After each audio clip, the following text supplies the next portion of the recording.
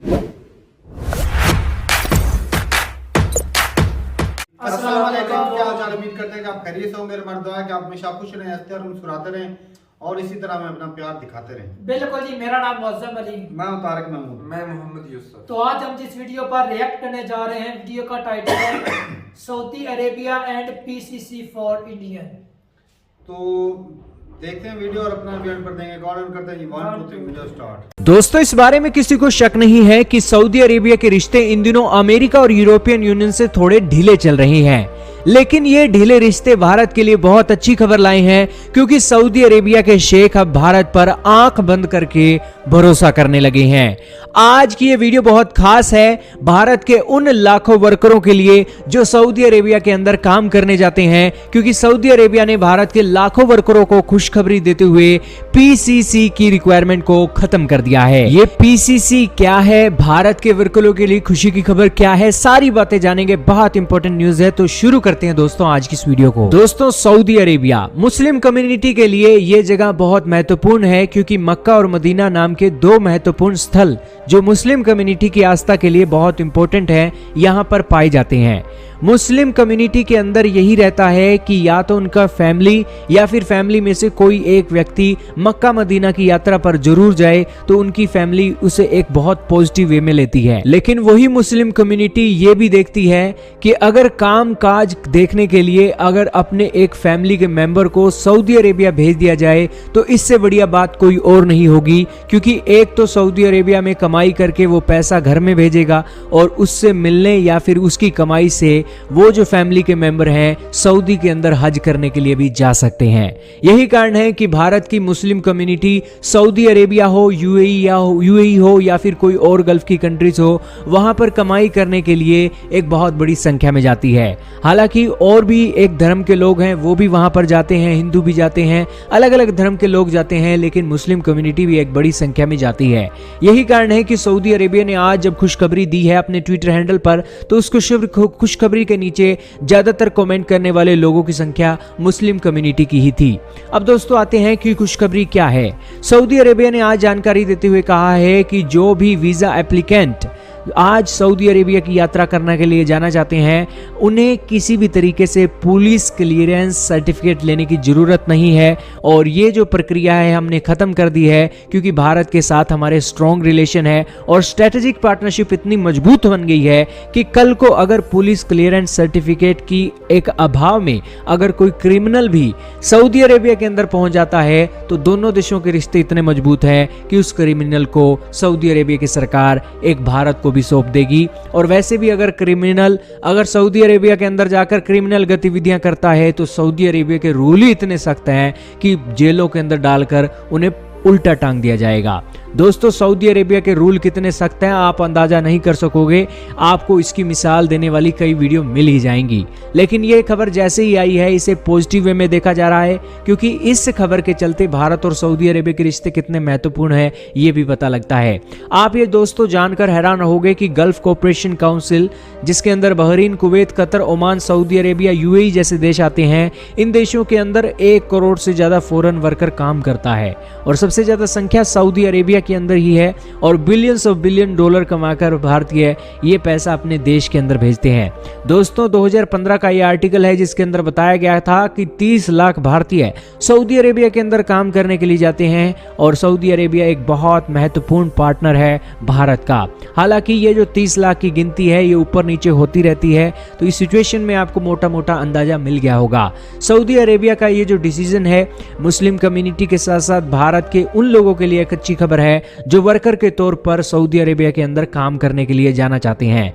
दोस्तों, Saudi Arabia के अंदर अगर आपने काम करने के लिए जाना चाहते हो तो बहुत वेलकम है, लेकिन सऊदी अरेबिया की अगर आपको नागरिकता लेनी है तो बहुत एडी से चोटी तक के पैर मारने पड़ेंगे, फिर आपको सऊदी अरेबिया या फिर किसी और मुस्लिम कम्युनिटी वाले देश में आपको यहाँ पर जगह मिलेगी। खासकर मिडिल ईस्ट के जो देश हैं वहाँ की रूल रेगुलेशन भी बहुत सख्त है, क्योंकि आपको पता ही है कि अगर ये मुस्लिम कंट्रीज अगर नागरिकता देना शुरू कर दें तो वहाँ लोग हैं वो उनकी जो संख्या है वो कम हो जाएगी जो उस देश के अंदर जन्मे हैं। यही कारण है कि जो प्रवासी हैं वो यहाँ पर मेजोरिटी की संख्या में हो जाएंगे, इसीलिए कोई ऐरा गैरा नथु खैरा इन देशों के अंदर नागरिकता हासिल नहीं कर सकता है और इसके नियम बहुत सख्त हैं। क्या कहना चाहोगे सऊदी अरेबिया के डिसीजन से? इसे बहुत पॉजिटिव वे में देखा जा रहा है, क्या कहना चाहोगे कमेंट में बताइएगा।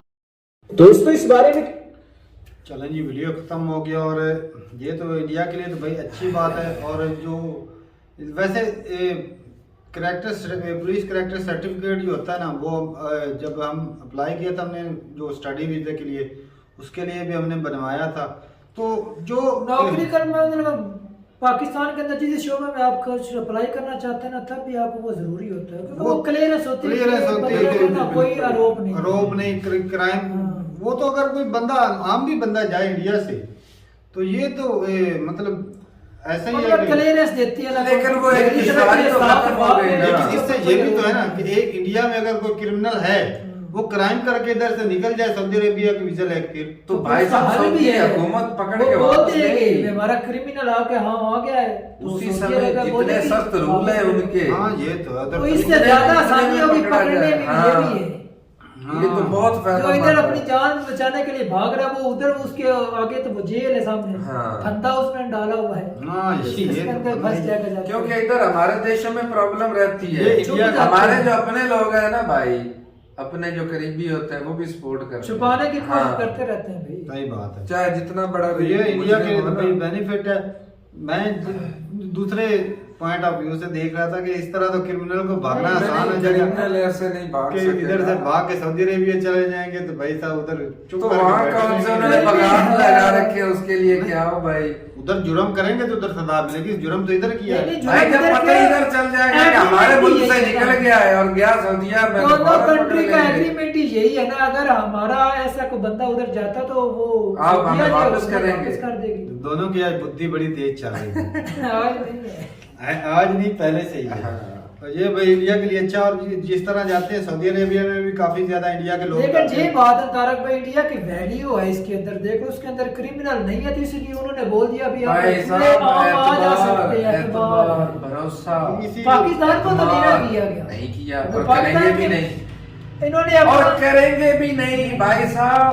वैल्यू अपनी खुद हमने गिराई हुई है। और ये जो है ना मंशियात वाले, इन्होंने सबसे बड़ा फंडा डाला। एयरपोर्ट पर आए दिन कोई ना कोई खा लेता है, कोई हजारों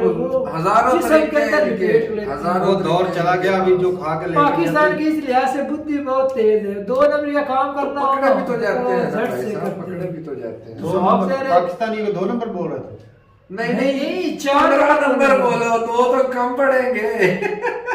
2 नंबर नहीं बोलना भाई, 15 नंबर बोलना भाई, हेलो 15 नंबर, 15 तो ज्यादा ही कुछ हो जाता है। 7-8 तू मुझे कोई एक चीज बता दे खाने वाली जिसमें मिलावट नहीं है, एक चीज में नहीं, कोई एक चीज, पानी में नहीं है। क्या बात करता है उसमें दूध पानी दे रहे हैं आपको, केमिकल भाई मिलाकर देते हैं। खाने वाली पूछी थी मैंने, पीने वाली बता दी। गंदम में भी हम तो मिलावट, गंदम में क्या मिलावट हो सकती है? करते हैं भाई, मिट्टी डाल देते हैं वजन बढ़ाने के लिए। तो वो जानवर है ना, इंसानों की बात है।